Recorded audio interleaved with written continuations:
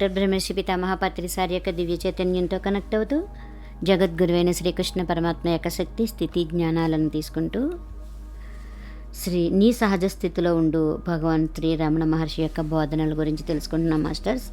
ఇప్పుడు మళ్ళీ ఇంకొక ప్రశ్న. ఏకాగ్రత ఫలితాన్ని ఇవ్వకపోవటానికి కారణం ఏమిటి అని అడుగుతున్నారన్నమాట. అంటే మనస్సుని నాశనం చేయమని మనస్సునే అడగటం, అంటే దొంగనే పోలీసుగా పనిచేయటం అనడం వంటిదన్నమాట. అతను నీతో పాటే వచ్చి దొంగను వెతుకుతున్నట్లు నటిస్తాడు, దానివల్ల ఏమీ చేయకూడదు. అందువల్ల నీవు లోపలికే చూచుకుని మనసు ఎక్కడి నుండి ఉదయిస్తుందో తెలుసుకో, అప్పుడది మాయమైపోతుంది. మళ్ళీ ఇంకొక ప్రశ్న. మనస్సుని లోపలికి సారించినప్పుడు మనస్సునే ఉపయోగిస్తాం కదా మరి? జవాబు: అవును, మనస్సునే ఉపయోగిస్తాం, నిజమే. మనస్సు సహాయంతోనే మనస్సుని ధ్వంసం చేయగలమన్నది అందరికీ తెలిసిన విషయమే, అందరూ ఒప్పుకునేదే. అయితే మనస్సు అంటూ ఒకటి ఉందని, దానిని నేను చంపుతానని ప్రారంభించకుండా ఆ మనస్సు యొక్క మూలమేదో కనుక్కో, అప్పుడు మనస్సు అంటూ ఏమీ లేదని తెలుస్తుంది. మనస్సు బయటికి వెళ్ళినప్పుడు ఫలితం భావాలు వస్తువులను కదా, లోపలికి వెళ్ళినప్పుడు అదే ఆత్మ అవుతుంది. ప్రశ్న. అయినా నాకు అర్థం కావటం లేదు, నేను అనబడేది అసలైన నేను కాదంటారు మీరు. ఈ నకిలీ నేనును నేను ఎట్లా పోగొట్టుకోగలను? జవాబు: నకిలీ నేనుని నీవు పోగొట్టక్కర్లేదు, తనని తాను ఈ నేను ఎట్లా పోగొట్టగలుగుతుంది? నువ్వు చేయవలసిందల్లా దాని మూలమేదో కనుక్కొని అక్కడ ఉండడమే. నీ ప్రయత్నం అంతవరకే వెళ్ళగలదు, ఆ తర్వాతది అదే చక్కబడుతుంది. అక్కడ నీవు నిస్సహాయుడివి, దానిని ఏ ప్రయత్నమూ అందుకోలేదు. ప్రశ్న. నేను ఎప్పుడు ఇప్పుడే ఉంటే నాకెందుకు తెలియడం లేదు? జవాబు: అదే అసలైన సంగతి. అది తెలియటం లేదని అనేదెవరు? అసలు నేను అంటోందా, నకిలీ నేను అంటోందా? నకిలీ నేనని తెలుసుకుంటావు. ఈ నకిలీ నేనే ఆటంకం. అసలైన నేను బయటపడాలంటే దానిని తొలగించాలి. నాకు సాక్షాత్కారం కాలేదు అన్న భావమే సాక్షాత్కారానికి అవరోధం అన్నమాట. నాకు అది సాక్షాత్కారం అయ్యే ఉంది, ఇంకా సాక్షాత్కారం అవ్వాల్సింది ఏమీ లేదు. అట్లాగే అయితే కొత్తగా సాక్షాత్కారం అవ్వాల్సి వస్తుందన్నమాట. ఇప్పటి వరకు అది లేకపోతే ఇక ముందెప్పుడో ఉండాలన్నమాట. పుట్టినదేదో చావక మానదు. సాక్షాత్కారం నిత్యం కాకపోతే దానిని పొందడంలో పెద్ద ప్రయోజనం ఏమీ లేదు. కాబట్టి మనం పొందగోరేదేదో కొత్తగా సంభవించేది కాదు, అది నిత్యమైనదే. ఇటొచ్చి ఇప్పుడున్న అడ్డంకుల వల్ల అది తెలియటం లేదు. మనం అన్వేషించేది అదే. మనం చేయవలసిందల్లా ఈ అడ్డంకులను తొలగించుకోవటమే. అవిద్యని అధిగమించు, అంతా బాగుంటుంది. నేను అనే భావమే ఈ అవిద్య. దాని మూలమేదో కనుక్కో, అది మాయమైపోతుంది. ఈ నేను అనే భావం భూతం వంటిది, దానిని పట్టుకోలేం. కానీ శరీరంతో పాటే లేస్తుంది, ఉంటుంది, దానితో పాటే పోతుంది. ఈ శరీరం ఉందనే స్మారకమే తప్పు. నేను ఆ ఎరుకను పోగొట్టుకో. నేను యొక్క మూలాన్ని తెలుసుకోవటం వల్ల అది సాధ్యమవుతుంది. నేనున్నానని దేహం అనదు. ఈ శరీరమే అనేది నువ్వే. ఈ నేను ఎవరో తెలుసుకో, దాని మూలాన్ని వెతుకు, అది మాయమైపోతుంది. మళ్ళీ ఇంకొక ప్రశ్న. మనస్సు హృదయంలో ఎంతసేపు ఉండగలదు? జవాబు: అభ్యాసం వల్ల అది ఎక్కువవుతూ ఉంటుంది. ప్రశ్న. ఆ సమయం ముగిసిన తర్వాత ఏమవుతుంది? మనస్సు జవాబు చెప్తున్నారు. మనస్సు ప్రస్తుత మామూలు స్థితికి తిరిగి వస్తుంది. హృదయంలో ఐక్యానికి బదులుగా ఇంటినో చూడటం సంభవిస్తుంది. ఇదే బయటికి వెళ్ళే మనస్సు అంటే. హృదయం వైపు వెళ్ళే మనస్సుని విశ్రమించే మనస్సు అంటారు. ప్రతిరోజు ఈ అభ్యాసాన్ని ఎక్కువగా చేస్తున్న కొద్దీ మనస్సులోని మాలిన్యాలు పోతూ ఉండడం వల్ల అది ఎంతో స్వచ్ఛమవుతుంది. చింతన ప్రారంభించగానే పరిశుద్ధమైన మనస్సు హృదయంలోకి దానంతట అదే గంతు వేసేటంతటిగా సులభమైపోతుంది. మళ్ళీ ఇంకొక ప్రశ్న. ధ్యానంలో సచ్చిదానందానుభూతిని పొందిన మనిషి ధ్యానం ముగిసిన తర్వాత దేహంతో తాదాత్మ్యం చెందటం సంభవమేనా అని అడుగుతున్నారు. సంభవమే, కానీ అభ్యాసం వల్ల ఆ తాదాత్మ్యం క్రమేపీ తగ్గిపోతూ ఉంటుంది. ఆత్మ అనే కాంతిలో భ్రమ అనే చీకటి పూర్తిగా తరిగిపోతుంది. వాసనలు పూర్తిగా నిర్మూలం కాకపోతే కలిగే అనుభూతి స్థిరంగా ఉండదు. వాసనలను తొలగించటానికి ప్రయత్నం చేస్తూనే ఉండాలి. వాసనలన్నీ మొదలంట తొలగింపబడిన తర్వాత జ్ఞానం స్థిరపడుతుంది. ఎంతో కాలంగా ఉన్న వాసనలని పారద్రోలాలి. అవన్నీ పోతాయి.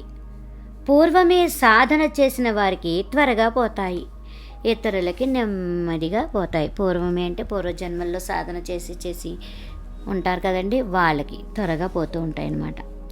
మళ్ళీ ప్రశ్న. సూర్యోదయం కాగానే చీకటి క్రమంగా పోతుందా, ఒకసారిగానా, నెమ్మదిగా పోద్దా, ఒకసారి పోతుందా అని ప్రశ్నిస్తున్నారు. జవాబు. సూర్యోదయం కాగానే చీకటి క్రమంగా పోతుందా ఒకసారిగానా అని అడిగారు కదా. జవాబు. నేను చేస్తున్న విచారణలో పురోగమిస్తున్నానో లేదో ఎట్లా తెలుసుకోవాలి? ఈ ప్రశ్న చాలా ఇంపార్టెంట్ ప్రశ్న మాస్టర్స్.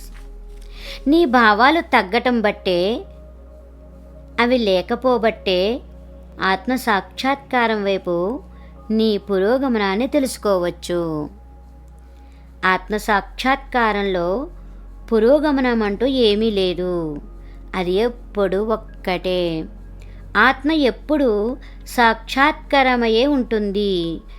ఆలోచనలే అడ్డంకులు వాటికి.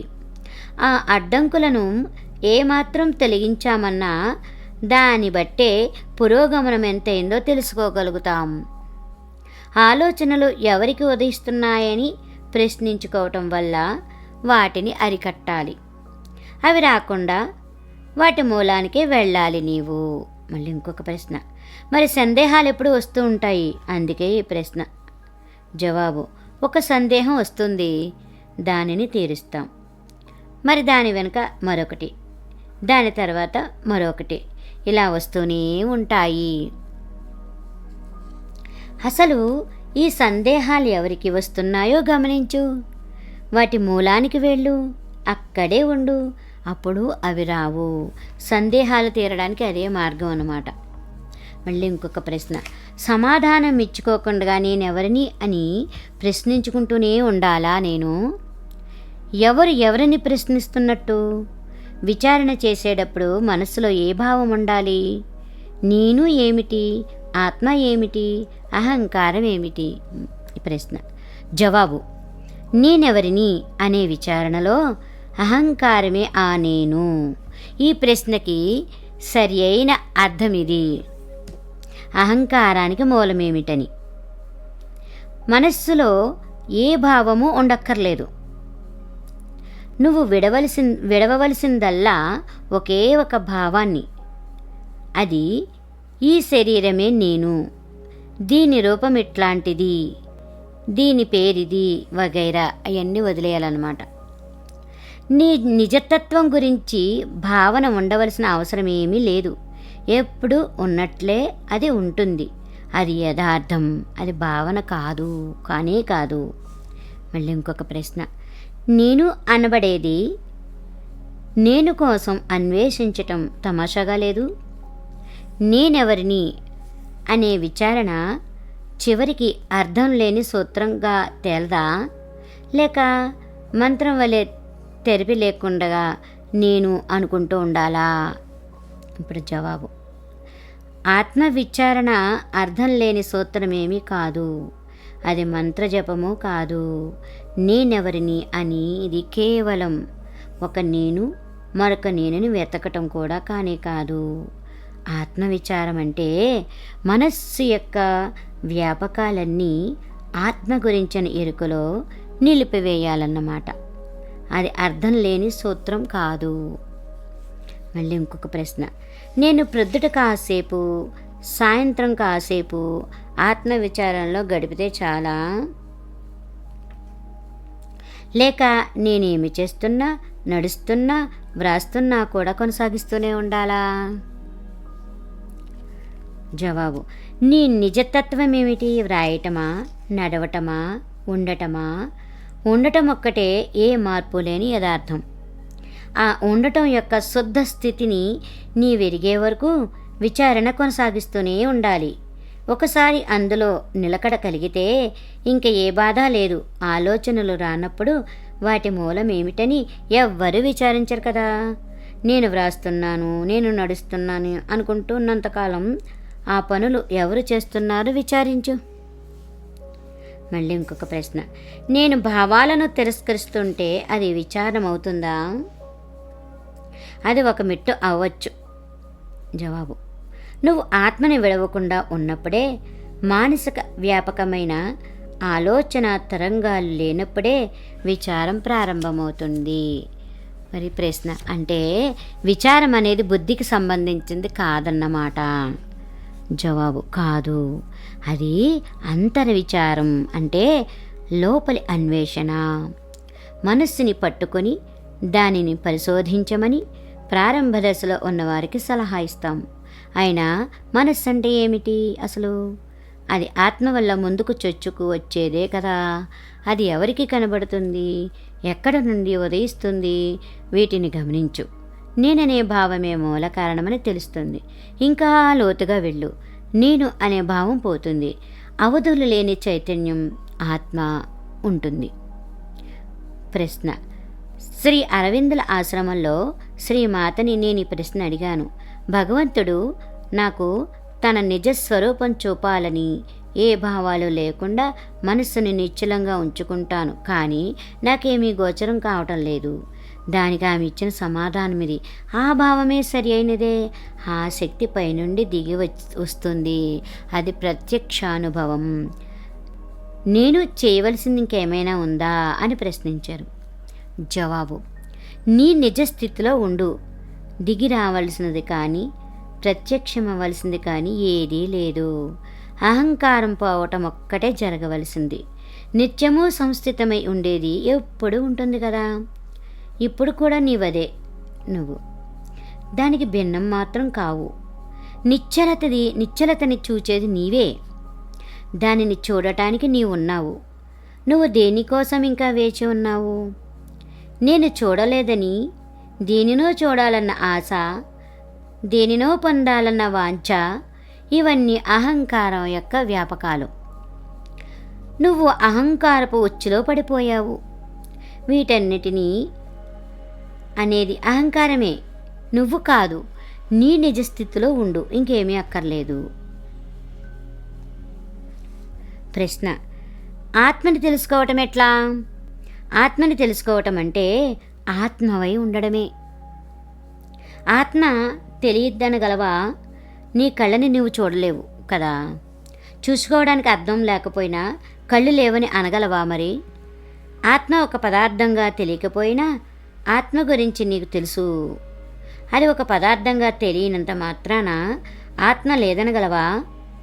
ఆత్మ నాకు తెలియరాదు అని అన్నప్పుడు నీవు సాపేక్షమైన జ్ఞానం గురించే మాట్లాడుతున్నావన్నమాట. నీకు సాపేక్షమైన జ్ఞానమే అలవాటైపోవటం వల్ల దానితోనే తాదాత్మ్యకం చెందుతున్నావు. అటువంటప్పుడు తాదాత్మ్యకం వల్లనే సువిదితమైన ఆత్మని, అది గుర్తింపదగిన పదార్థం కాకపోవటం వల్ల తెలుసుకోలేకపోతున్నావు. పైపెచ్చు ఆత్మని తెలుసుకోవటం ఎట్లా అంటూ ప్రశ్నలు వేస్తున్నావు.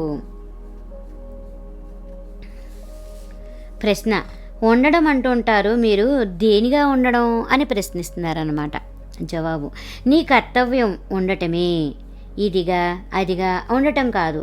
నేనైన నేను అన్నది వాస్తవాన్నంతా చెబుతూ ఉంటుందన్నమాట. నిశ్చలంగా ఉండు అనేది పద్ధతి. మరి నిశ్చలత అంటే ఏమిటి? నీ అహంకారాన్ని ధ్వంసం చేసుకోవడం అన్నమాట. ఏ రూపమైనా ఏ నామమైనా చిక్కుని తెచ్చిపెడుతూ ఉంటుంది. నేను ఫలానా అనే భావాన్ని విడిచిపెట్టు. ఆత్మసాక్షాత్కారానికి కావలసిందల్లా నిశ్చలంగా ఉండటమే.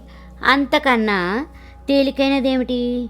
అందువల్ల ఆత్మవిద్యని పొందటం అన్నిటికన్నా తేలిక. నీ గురించిన సత్యాన్ని పరిశీలించడం అవశ్యం చేయాలి. దానిని లక్ష్యంగా పెట్టుకొని దాని గురించిన సావధానంగా హృదయంలో ఎరుక కలిగి ఉండాలి.